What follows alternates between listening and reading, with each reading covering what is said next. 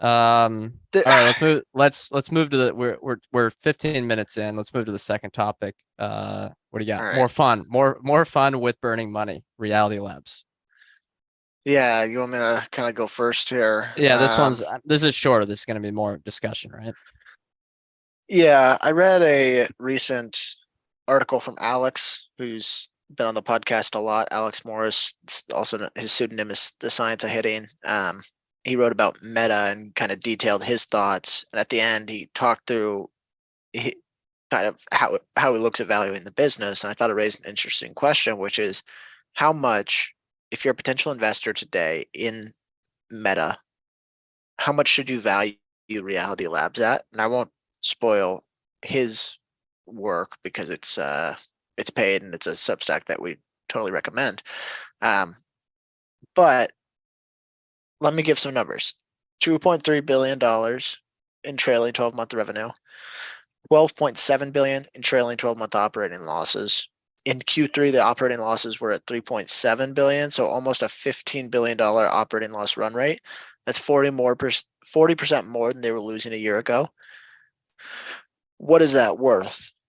Let's say you went ultra pessimistic and you thought they were going to burn that $15 billion for the next 10 years and nothing would come of it.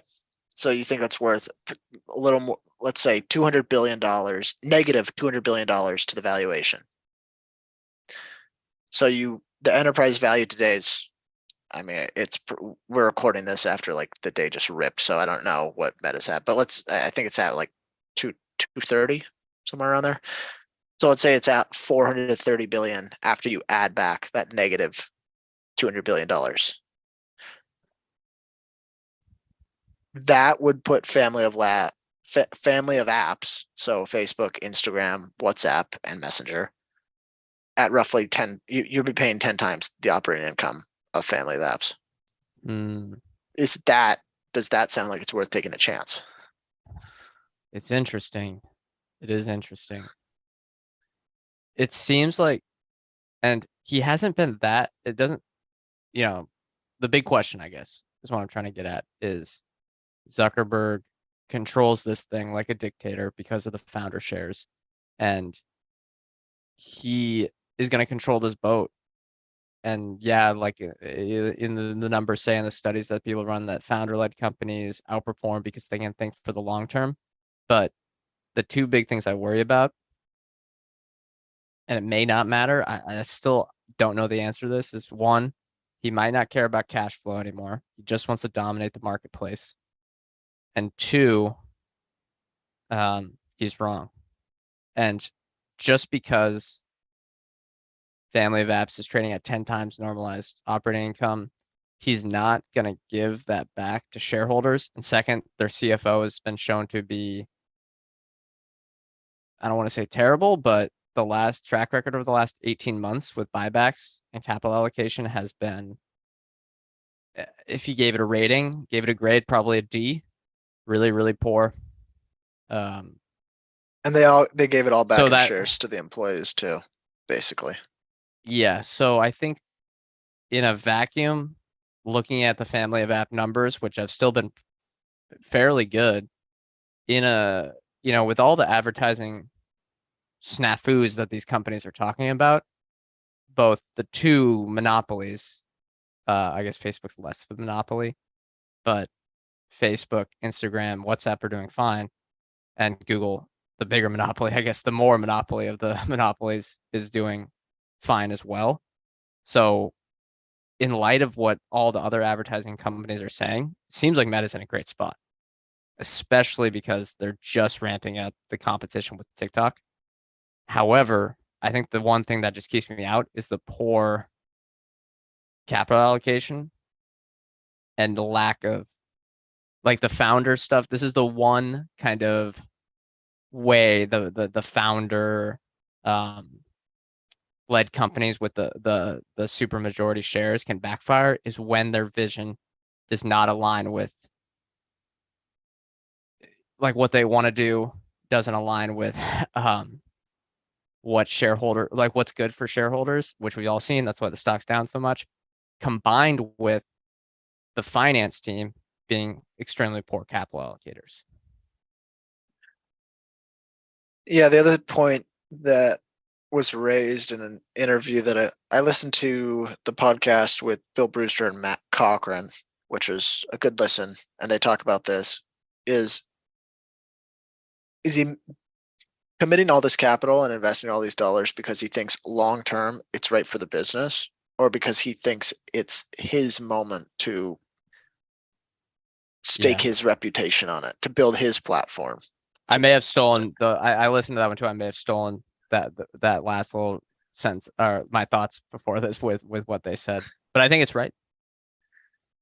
I worry that this is very much like a pride driven decision Yeah. that I'm Tim Cook can just bully him around with new changes, and he doesn't want to let it happen.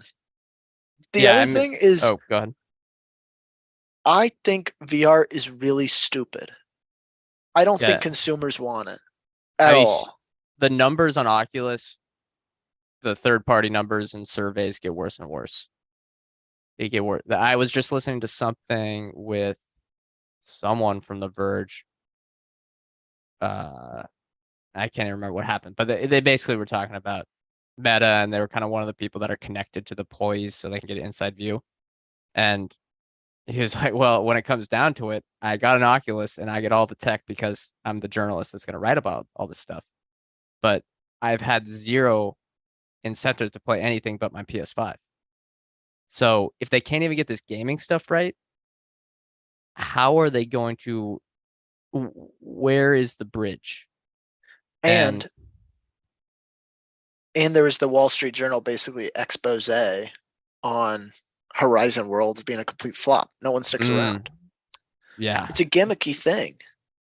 yeah. So, I mean, but on the other hand, we also saw this week the 10% layoff, which again, we're not cheering layoffs, but they did overhire. We've been talking about how the companies have overhired. You know, we don't want people to lose their jobs, but from an investing perspective, they did overhire. Again, I think you know they're doing that now. That could be a good thing. They're leaning up maybe, but when that would be great if the fundamental idea wasn't so flawed, right? If the fundamental idea was great and they were going at something that made sense to try to dislodge the PC console gaming market and then have that longer term vision. But when you have have you seen, or you may have seen these on if you've been watching sports lately, the new commercials for the Meta Quest that are replacing that insane Tiger commercial? Remember that one with the Meta one where it's like the kids are going in and there's that really, really cringy song. This new one is when they're like all wearing these really ugly headsets and then they're doing some sort of work all in their houses, but separate houses, and they're doing their work with the headsets on. And I was like, well, you can do that with AirPods, guys. I don't know what the Yeah, why would you rather have it be this invasive experience that that's heavy. stops you Yeah. from seeing your current peripherals? Like,